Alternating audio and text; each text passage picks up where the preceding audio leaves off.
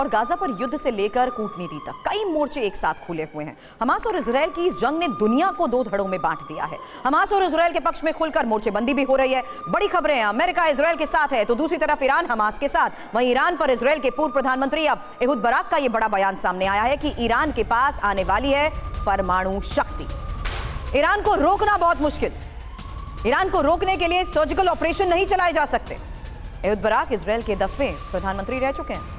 1999 से 2001 तक इजरायल की सत्ता में रहे हैं। उनकी तरफ से ईरान को लेकर अलर्ट जारी किया गया और उसके गहरे मायने भी लगाए जा रहे हैं। इसलिए तो परमाणु घमासान की ये बात कही जा रही है, लेकिन ईरान के प्लान को लेकर उनकी तरफ से क्या कहा गया है। इंफॉर्मेशन वॉल का रुख करते हुए ये सबसे पहली जानकारी आपके सामने, जहां मध्य पूर्व में ईरान इजरायल को सीधी टक्कर देता है और ईरान का गुप्त परमाणु कार्यक्रम पश्चिम का सबसे बड़ा सिरदर्द है। हालांकि महत्वपूर्ण है कि अरब में ईरान की ताकत अमेरिकी हितों के खिलाफ है, ये बात भी कही जा रही है, लेकिन उसमें इंपॉर्टेंट ये भी है कि चरमपंथी गुटों को ईरानी मदद से मध्य पूर्व का शक्ति संतुलन भी बिगड़ जाता है। तो परमाणु घमासान के तहत कही जा रही ये बात, जाहिर सी बात है जिस तरीके से मध्य पूर्व में ईरान इजरायल को ये सीधी टक्कर दे रहा है। शरदेंदु सर, इस बयान को समझते हुए ईरान की ताकत को समझाने की कोशिश की जा रही है, और अगर ईरान ने किसी तरीके से परमाणु शक्ति का इस्तेमाल कर लिया तो जाहिर सी बात है ये सीधी और बड़ी चेतावनी पश्चिम को।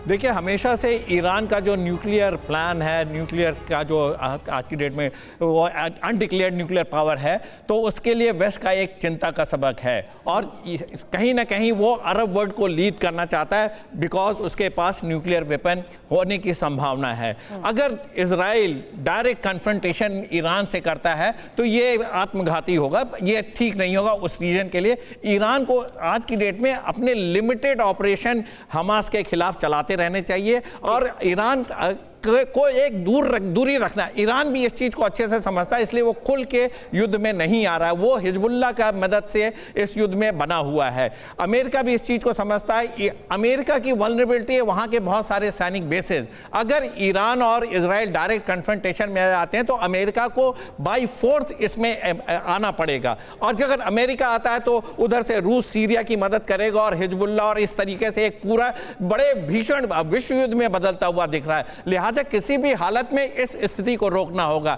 इसको जो बाइडेन साहब भी समझते हैं, पुतिन भी समझते हैं, ईरान की सत्ता भी समझती है, लेकिन ईरान बहुत कॉशियस है। उसे अपने एसेट की भी चिंता है। वो अपने न्यूक्लियर इंस्टॉलेशन को किसी भी तरीके से स्ट्राइक नहीं होने देना चाहता। सिविल एसेट को बचा रहा है, अपनी ऑयल रिफाइनरी को बचा रहा है, इसलिए वो डायरेक्ट युद्ध में नहीं आ रहा है। उसको एक माध्यम मिला हुआ हिजबुल्लाह का, उसे माध्यम मिला है सीरिया और लेबनान का, उसके थ्रू वो इजराइल पे अपना प्रेशर बना सकता है। और इसीलिए बार बार मैं बोल रहा हूं, इजराइल को बहुत सतर्क रहना है। वो कॉन्फ्लिक्ट मैनेजमेंट में उसकी महारत है। कॉन्फ्लिक्ट को और एस्केलेट ना करके गाजा पट्टी पे कंसंट्रेट करके हमास को खत्म करे और गाजा पट्टी से जो उसको जो सिक्योरिटी थ्रेट है उसको एलिमिनेट करे। अब वो सारी चीज को आप एक साथ हैंडल नहीं कर सकते। पूरे सऊदी अरेबिया, जितने अरेबियन नेशन है, सबके टेररिस्ट ऑर्गेनाइजेशन को आप नहीं खत्म कर पाएंगे, चाहे वो सीरिया हो, चाहे लेबनान हो, चाहे इराक के लड़ाके हो, चाहे ईरान हो, चाहे यमन हो। हकीकत तो शरदेंदु सर यही है ना कि ईरान की मजबूती, सैन्य मजबूती, ईरान की तरफ से पहुंचाई गई मदद के बलबूते ही